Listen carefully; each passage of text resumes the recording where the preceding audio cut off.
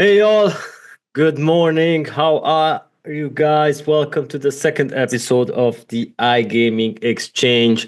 As you know, in 2025, we actually exchanged our quarterly meetups to monthly meetups. So now we can cover more and more information. Guys, it's so crazy.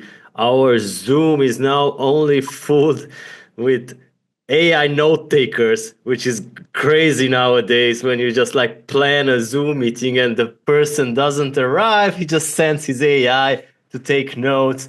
I'm actually also vibe coding in the meantime. I hope our speakers today know what that is. Otherwise, I will explain. It's a pretty crazy stuff. So basically, you do not need a coding or engineering degree nowadays. You just use ChatGPT to create parts of your code. So that is vibe coding. So basically, you're not a programmer. You're using an artificial intelligence to create parts of your program. So this is the new thing now. So today is a special episode. It's dedicated for the US market. We usually do this every 3 months. We used to do it on the Gaming America's quarterly meetup, but we're keeping the tradition thanks to our awesome people here. Jeremy Kleiman, Bill Pascrell, Martin Lycka. Hi guys, nice to have you back. Good to be back. Thanks for having us. Thanks for having us. Love the new format. All right, so this format, as you guys know, is mostly interesting in the archives, and it's also being cut into smaller pieces so people just can get the right information at the right time without being here or maybe watching the full episode. But of course, there are many tuning in, watching the full episode. So guys, I don't know who the moderator is today, but I will leave you guys to take over this virtual microphone, and I will be getting back to my vibe coding tasks. So take good care, all. I will be back at the end. Jeremy's always the moderator. Yeah, the usual routine, shall we? Fine. I was hoping we could pass the torch this time, mix it up, but all right. Sure. I was going to say, Bill and I normally need just a half hour to say hello in so many words. So it's good to have you for some more time. Exactly. All right, guys, where do you want to start? Beginning of the year, beginning of legislative sessions and all that. I figure there's a bunch we could cover. iGaming, obviously. We probably should start there, I would think, and talk about the top 3 or 4 states where there seems to be momentum and things may be moving, but as you guys know better than I do, right? Just because, a bill is introduced or moves out of committee doesn't necessarily mean it's going anywhere. So, I think we should cover, Virginia, Maryland, New York, maybe Florida. Where do you guys want to start? I'm going to kick it to you. Bill, Martin? Bill, Americans first. It's the motto of the day. Do you want to go first? I'm trying to power up my laptop, Martin. If you could just go, I'm on the phone and I'm just trying to get I don't know what's going on here. My laptop's updating. Oh, fingers crossed we won't lose Bill. On a slightly more serious note, very good morning / afternoon / evening, wherever you may be. Apologies, I'm being slightly underdressed compared to my panel friends. The real me, just to explain that, is actually out there skiing. So this is my AR hologram, going back to Zoltan's point. He used to kick it all off, and hello to all the AI note takers. It's a real pleasure to meet some real-life robots. Well, yes, iGaming, as usual, the topic at the beginning of the year. And as usual, and I'm not trying to be too cynical, there's a reasonable level of hope, more than a modicum, but we shall see how it all goes going forward. I suppose to link it back to the discussions we've already had at these forums, especially on our panel. Our friends in the great state of New York, namely Senator Adabo and not sure what that was. Assemblyman Pretlow are doing their best to get online casino iGaming, if you will, regulated. But let's see how it goes this year. Bill, feel free to chime in, but I believe the stance on New York hasn't changed that much. So those two guys will be trying very hard at the same time.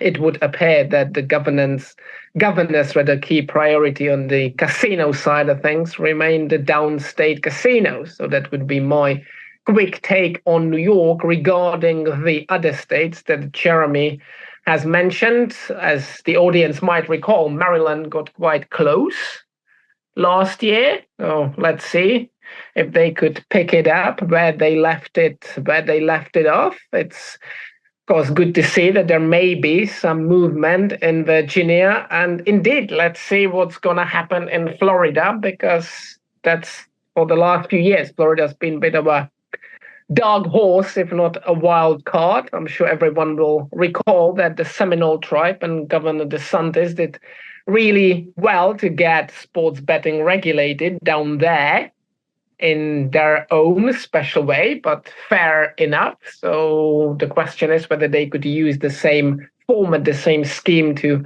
regulate iCasino in the state of Florida. And I suppose one final point, I'm sure, Jeremy, we will come onto that, but when talking about casinos, online casinos, we would be remiss in not mentioning and perhaps elaborating on the still very recent ban of sweepstakes and sweepstake casinos in the state of Mississippi, because, of course, the future legal status of sweepstake casinos might have a material impact on the overall debate around online gaming, if not online gambling, as in gaming and sports betting up and down the nation.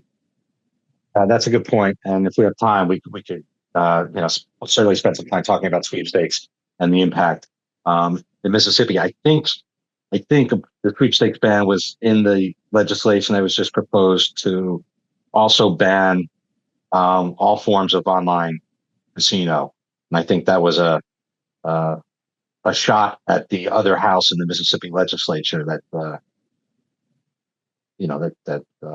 isn't moving it forward. But we'll see if that passes. But yeah, we could spend a whole session on sweepstakes for sure. Billy, good morning. Like Bill's Good morning. Good morning. Look, we know several bills got dropped in January with the start of the legislative calendar in New York, Maryland, Massachusetts, Illinois, Hawaii, Wyoming, Indiana, and Virginia. It seems like Virginia, Indiana, and Wyoming are most likely not going to go forward this year. I know that Pretlow is now no longer chair of the gaming committee, Assemblyman Pretlow in New York. He's now chairman of Ways and Means, which gives him more juice, which gives more viability.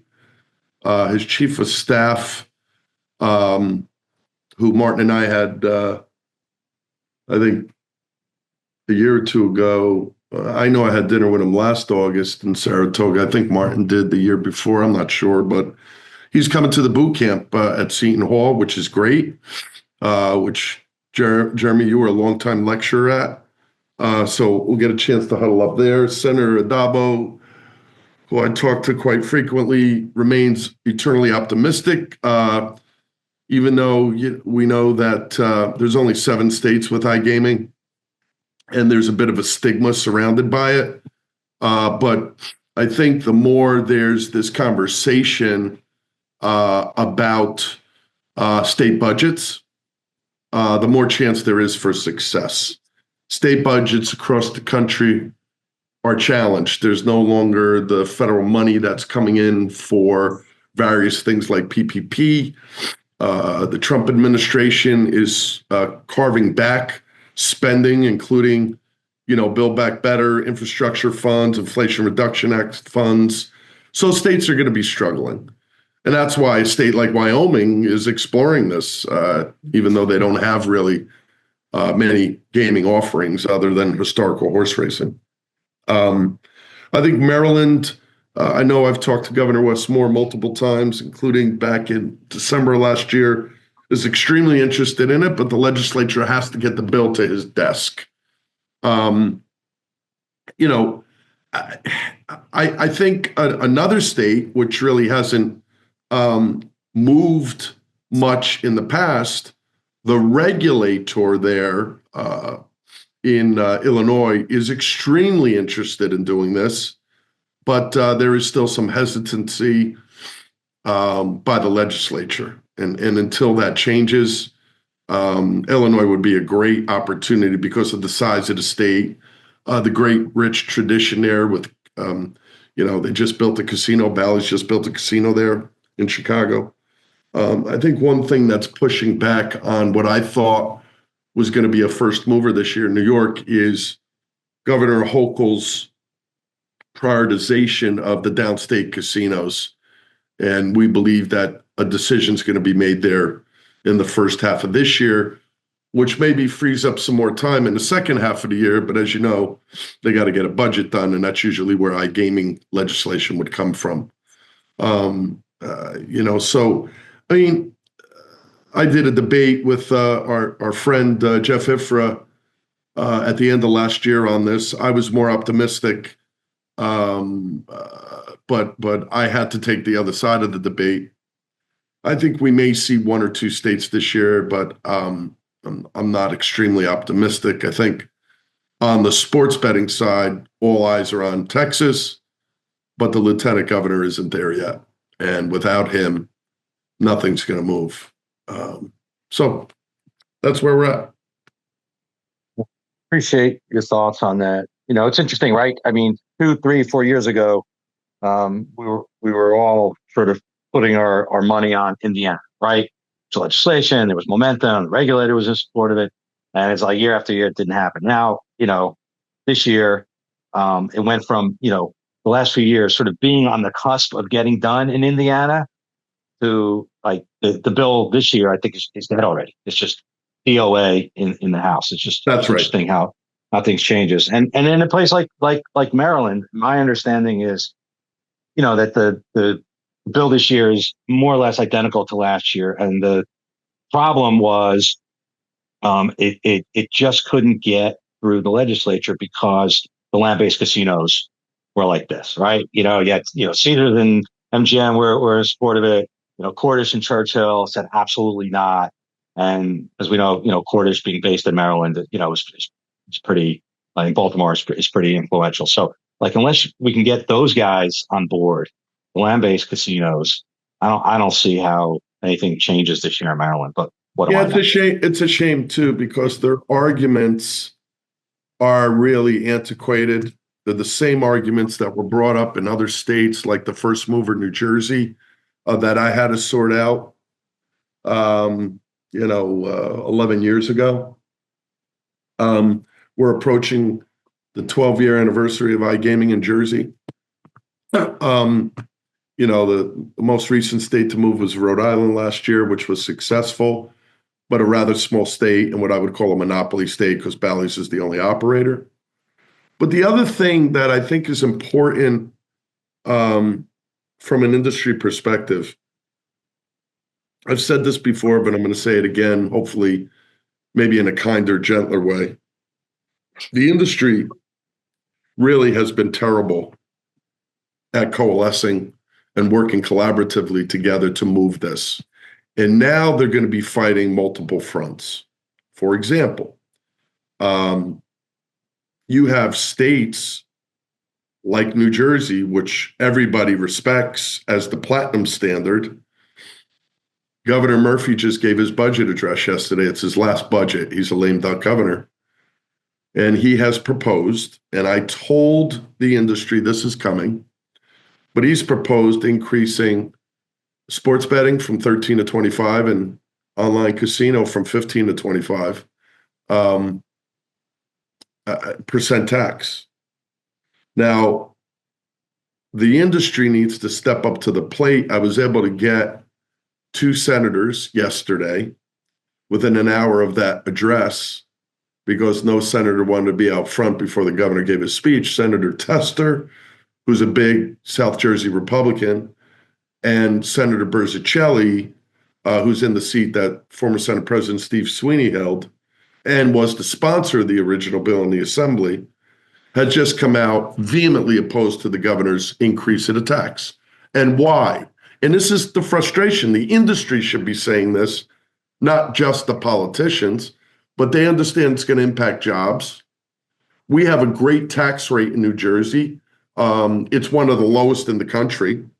But if Jersey's able to raise the tax by, 10 points, every other state's going to start looking at it.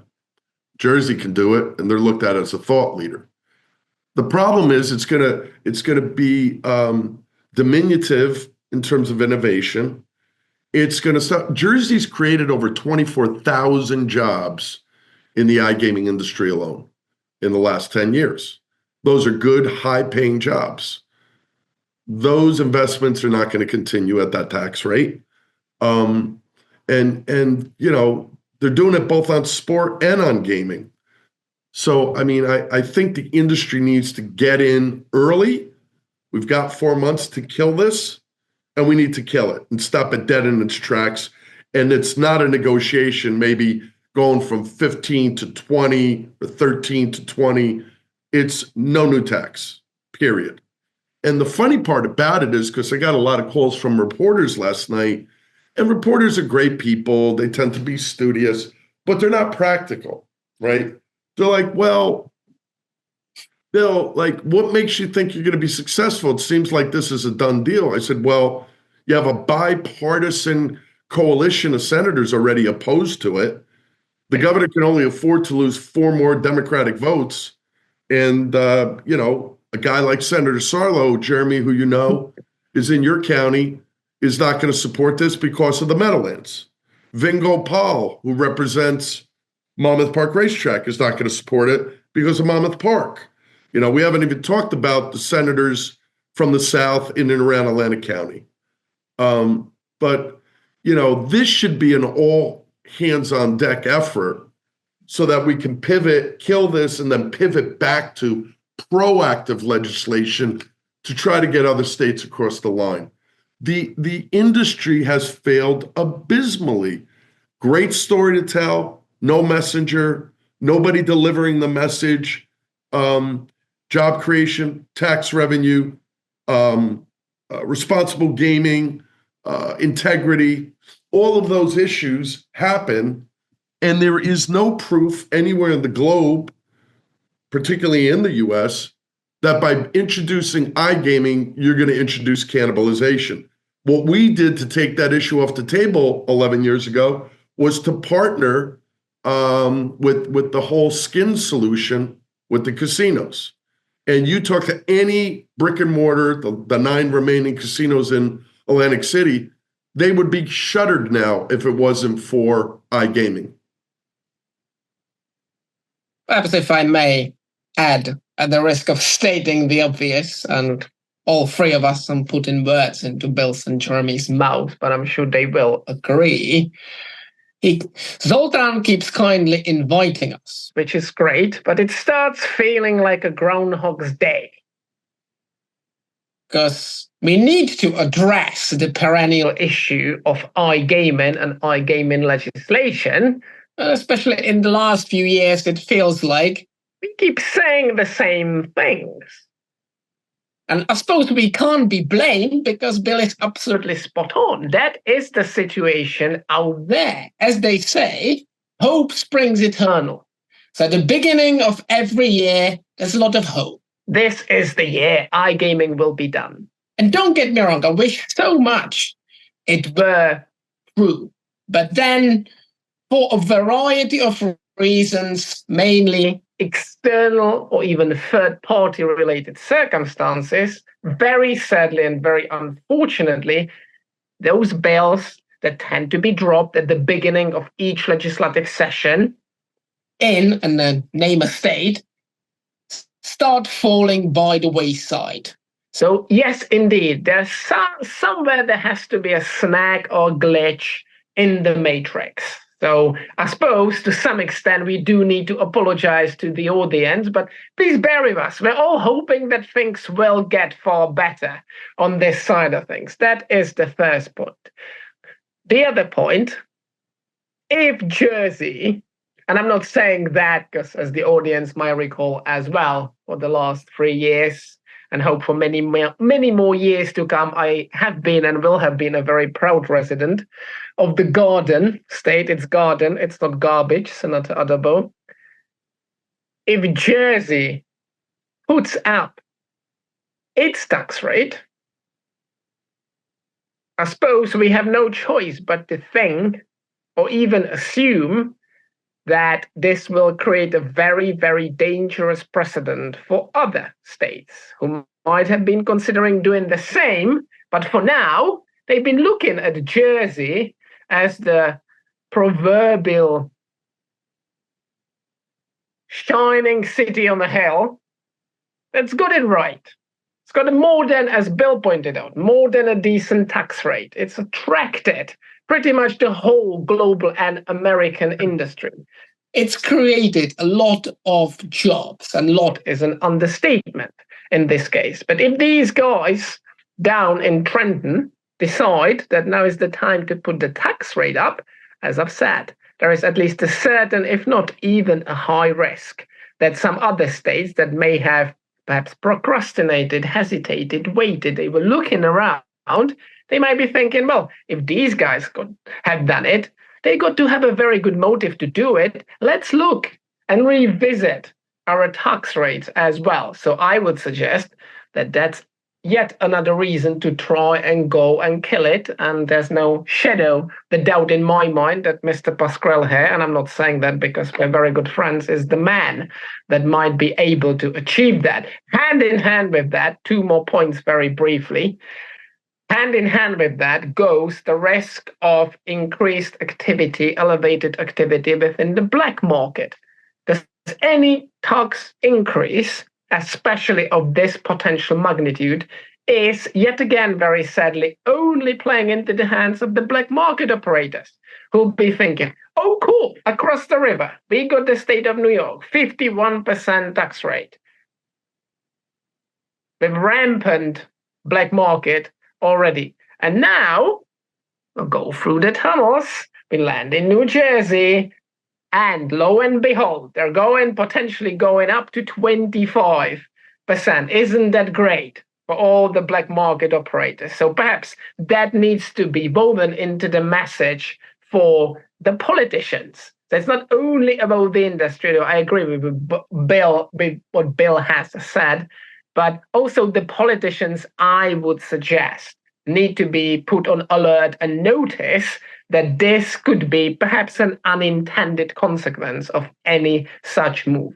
Finally, at the risk of being exposed of the country by Messieurs Trump and Musk, because what I'm going to say might be perceived as very non-American, I believe especially the international audience will be aware of the fact that at least some countries outside of the United States have followed a very, very similar trajectory.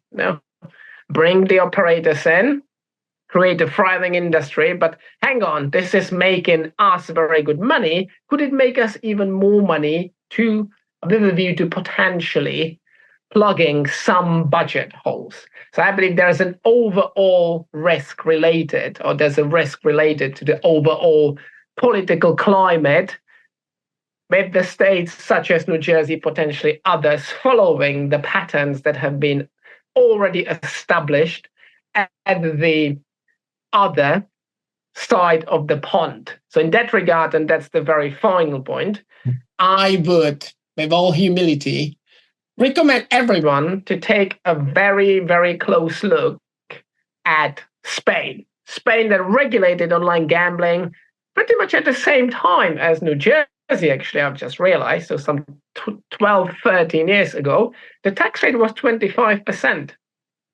And a few years later, it went down to 20%. Because down there in Spain, the government smartly realized that they could generate more traffic, more tax revenue, if they decrease the rate to something more sensible, something more rational and manageable. So I would strongly suggest, and I will stop there, that actually that's the path to follow when it comes to taxation of gambling. Hey, Jeremy, if I just may, here's the problem. And I know, Jeremy, I know you well, I know Martin well, I know Zoltan well. I want to make a point, and hopefully these AI note takers will put this in big bold letters, because I think it's important. You cannot approach government affairs with AI at all. There's no solution. Government affairs, unlike what you do every day, Jeremy, which is very intellectually challenging, which is legal work. Government affairs is about trusted long-term relationships. I want to just say at the outset, and like, if I'm going to offend somebody, so be it. I'm not going to apologize. The industry's been an abysmal failure. They think because 40 states have passed sports betting that they should take credit for all that. No, sports betting is relatively easy and kind of sorts itself out, as opposed to casino and poker, which tends to be more of a challenge, not only in the Deep South and the Bible Belt. But I have the scars to prove that I know how to get this done. Every brick and mortar casino, including the Association of New Jersey, fired me because I was pushing for iGaming. Then they ended up hiring me back. Then they ended up thanking me. Why did they fire me? Because they thought that online was going to cannibalize them.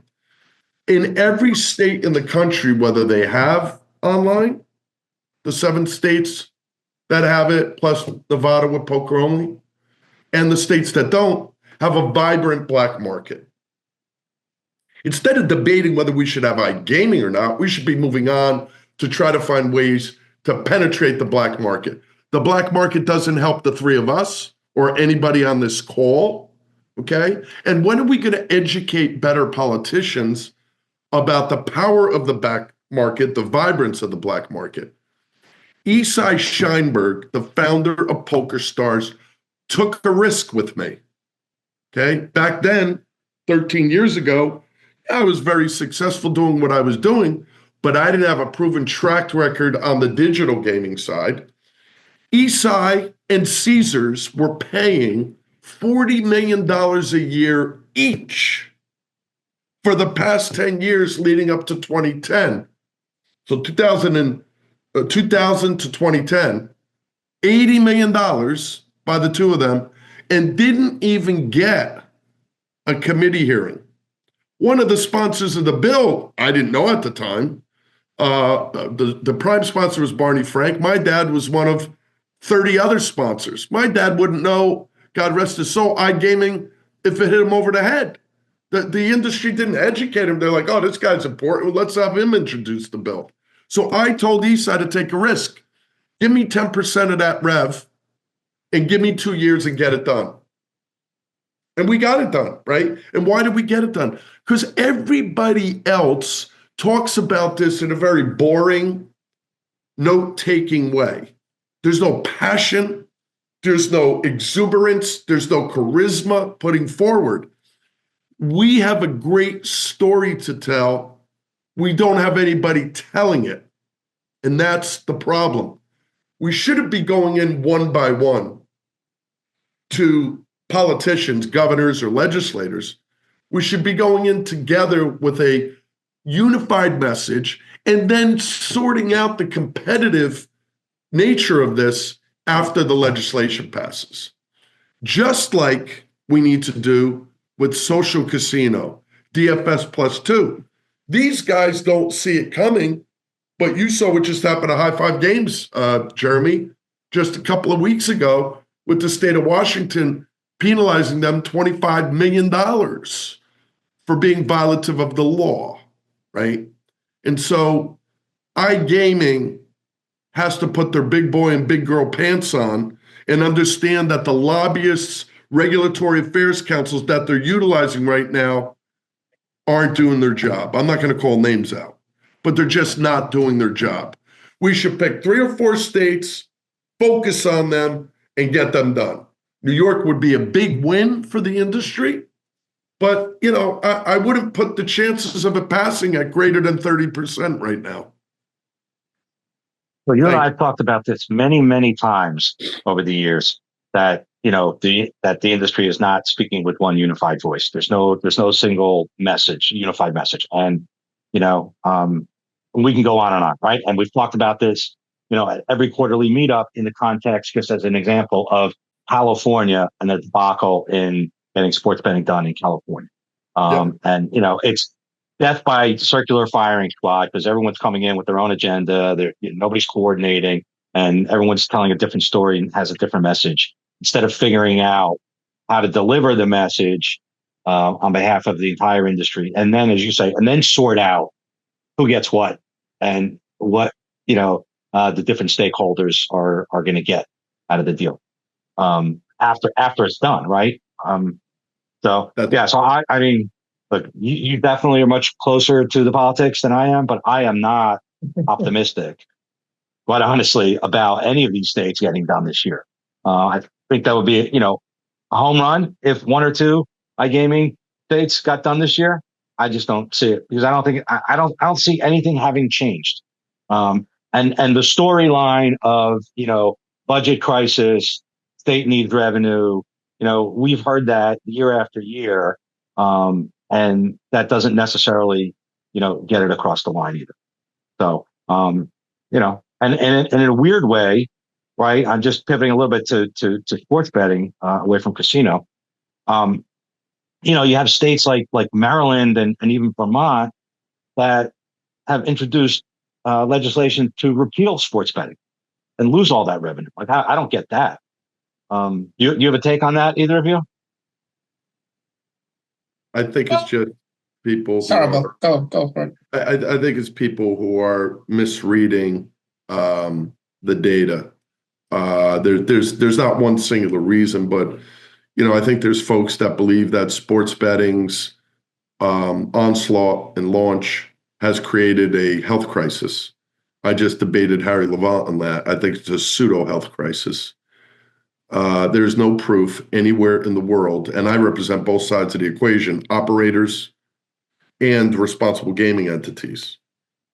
There's no proof in the world that the number of potential problem gamblers has increased from 1% to 2% of the population. And by the way, we didn't ban cars because of drunk driving. We put seatbelts in cars, right? And so we need to find ways to put seatbelts on the ride for sports betting. So I think problem gambling's been a part of that. And there are some people who are really transparent about it and others who want to use the increased number of calls to the 1-800-problem-gambler number as which is so silly that anybody draws this conclusion. I just appeared for an hour before Governor Murphy's problem gambling task force on Friday. The problem with the task force, and I respect it, is by the time they give their report out, the legislature will be out of session and nothing's going to happen until the next governor comes in, right? It's taken too long. And 2, I hate being in closed sessions. Why am I speaking to just the task force? Why can't other people listen in? Why isn't there a recording? Because I want to talk to a broader audience, not just the task force. Be that as it may, I think increased calls to the problem gambling number is not proof that there's an increase in problem gambling. As Martin and I know, when we visited Oasis, the treatment government agency in New York, they told us, we didn't have to lobby them, that a good majority of those calls are for tech support or customer service, right? What do you call? Oh my God, it says 1-800 number. Let me call problem gambling, right? Let me call this number. But the problem is that the problem gambling folks who have the best of intentions are not being very transparent about the law. So that's one thing. And the second thing is there are still many people who I know you and Martin respect, that think that it's either a sin or it's not appropriate to have the state backing sports betting. What they're not understanding is, forget about the revenue and the jobs, okay? You want to do it to also protect consumers. Because the more people that bet legally as opposed to the black market, you think in the state of Texas, people aren't betting on sports? Probably they're doing more betting on sports in Texas than there are in any other state in the country that's legalized it. Because it's all black market on the street or on the internet. So, Jeremy, great point. Those bills are going to continue because the industry hasn't done its job at educating the policymakers across the country. I'd suggest, if I may, that there's a pattern of theme woven through all this. And that's an inherent inability to compromise when it comes to legislation, when it comes to responsible gambling. You both mentioned that as an industry, we're not talking with one voice. We're not. And that's a huge shame. And I would apply, as I've just said, the same pattern to the responsible gambling debate. There are entrenched positions on both sides of the divide. And I would very much advocate for an all-industry debate about responsible gambling. Let's bring the detractors in. If someone's interested in filming it, to Bill's other point, then even better. Well, let's bash it out. Let's try to find a way forward, because indeed, nothing is only black and white. There is bound to be a compromise. And that, as a society, I'm going all philosophical now, apologies, that's what we should be aspiring to. That's what we should be striving to achieve, because indeed, even if, and the likelihood I'd like to think is extremely low, but if even some of those bills you have both alluded to in the likes of Vermont and Maryland might prosper, it's not as though sports betting in one way or another, legal or illegal, would go away. Folks would continue doing it.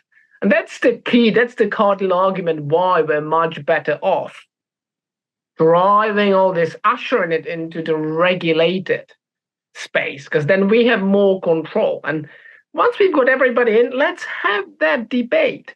And as someone who's been on the operator side for the last nearly 16 years, I totally appreciate the economic dynamics and all the revenue arguments. Yes, we need to keep feeding the beast, if you will. There are people to pay, there are partners to pay. And that all stands, and that's all spot on. But there's got to be a way of trying to find a compromise. And a final point in this round, again, going and looking outside of the US for an example that perhaps as a nation that I'm still a guest to, we may try to follow. Brazil. Might have mentioned it in this forum before. Actually happened to be wearing my Brazilian soccer team jersey today. Go Palmeiras. Just like in any other jurisdiction. Are all the operators best friends? Well, no, they're not, because we're competing for the limited resource being the pool of customers. But I can guarantee you, as someone who, if you pardon the pun, I'm perhaps overusing that expression, who for the last 2 years has been in the trenches of the Brazilian Congress and elsewhere to get the market regulated, of course, with quite a few others, we managed to find ways of working very effectively together. We got the legislation over the proverbial line while working with the regulator. The regulator produced regulation. Is the regulation perfect? Well, no regulation is perfect, but in my book, it's a very good piece of regulation that got done, and right at the home straight, in the run-up to the launch that did happen, did take place on the 1st of January this year, though this feels like 15 years ago by now, we had to fend off a number of assaults on the regulation itself. And yet again, the industry managed to pull together and fend it all off. And as a result, we've got a thriving market with some 70 plus licensed operators that tend to have, on average, 2 brands in that market. So the regulated industry is catering to the demand of the Brazilian public. Of course, don't get me wrong, there's still a black market. There are the fly-by-night operators who are trying to take advantage, work to be done there. And really the point I'm trying to make, just to corroborate what Bill and Jeremy have said, in the States, just like maybe a different country from many other countries, but in this regard, all the countries are the same. We indeed need to pull together, start working much more effectively and efficiently together when it comes to regulatory government affairs to create a framework in which we will then go back and be at each other's throats, but on the business side of things. That's where it's appropriate. When it comes to regulatory affairs, yes, we do need to work together, and there's inspiration to be had. I could be talking about Ontario, European jurisdictions. We don't have enough time, but all the successful markets, that's the bottom line, got done because the industry managed, albeit for a limited period of time, managed to shunt its divergences, its differences aside with a view to achieving a common goal. And we've got all the AI note takers dropping like flies. Hey, Jeremy, we're bumping up on 45 minutes. I just want to make sure one more point gets addressed. I could stay on for a little bit longer. But I mean, I hope the point I made earlier gets through. It probably won't, but I hope it gets through. But, you know, another big problem is Missouri passed legislation, and we know that the emergency rule has been delayed, which is unfortunate. So Missouri won't launch until the earliest, in the end of Q3 in the fall, which is a shame, right? And you know, the only stakeholders benefiting from that are the black market and the surrounding states that have sports betting. Listen, after a while, you know, you can't keep doing the same thing over and over again and expecting a different outcome. I'm amazed at how poor the operators have been with focusing on GR and how they've executed it. I'm just amazed. You know, it's like anything else, Jeremy. Why are you successful, Jeremy? Because you're not a white shoe Fifth Avenue law firm. You're a firm that gets things done, has the track record, has decades of experience, and are successful, right? And that breeds success.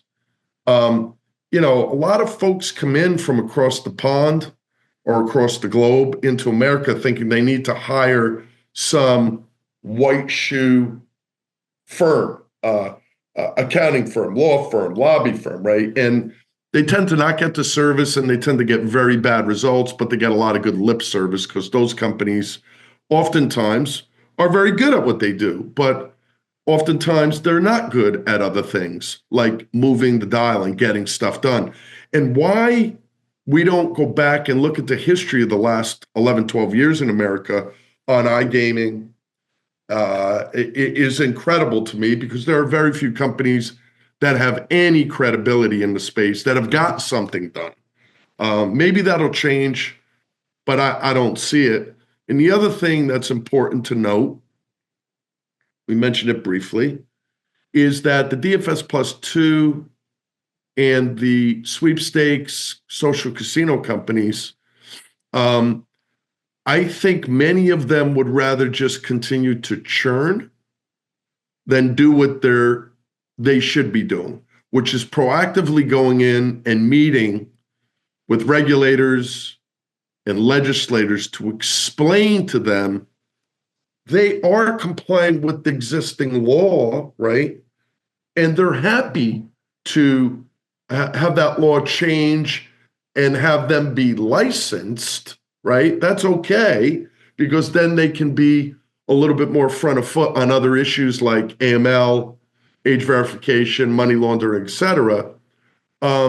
But the reason that these companies are being dragged across the coals, fined, well, we're even hearing word that some of them are going to be criminally indicted.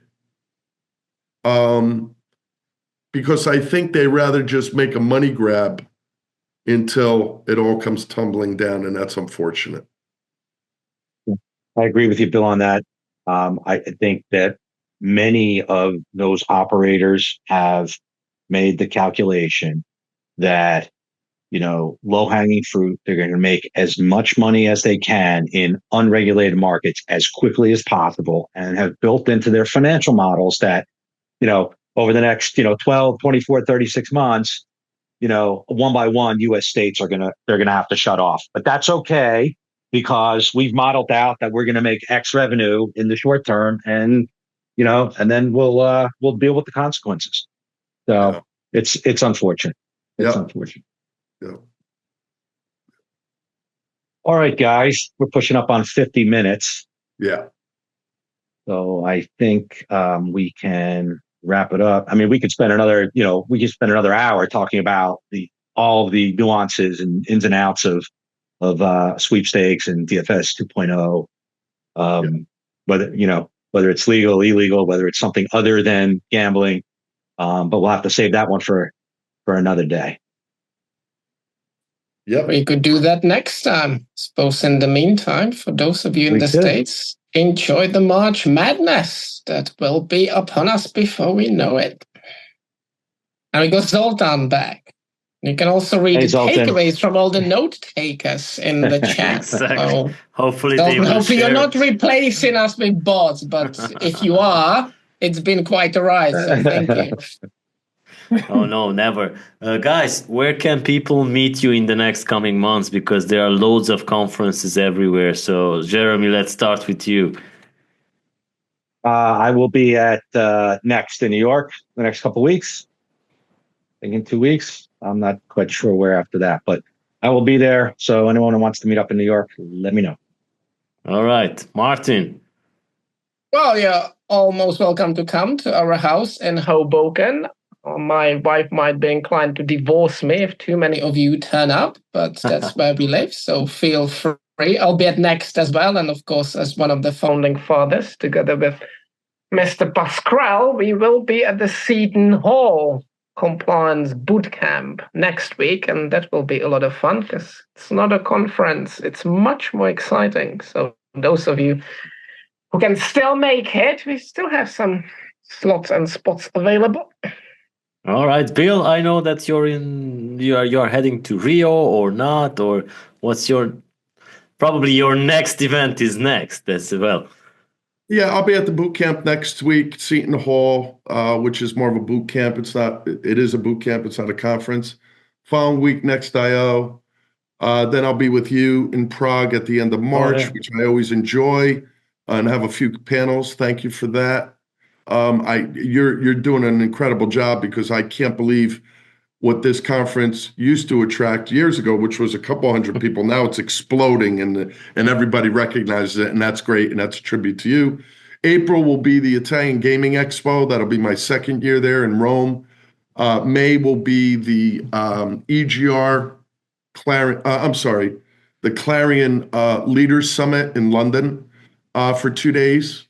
And then we have Nickel G's and Michael Golub's Association of Regulators. That's going to be in Nashville. Nickel G's will be in Louisville. We have Saratoga. The list goes on and on. But I'm looking forward to seeing everybody. Bill's everywhere. Bill's everywhere. In Prague.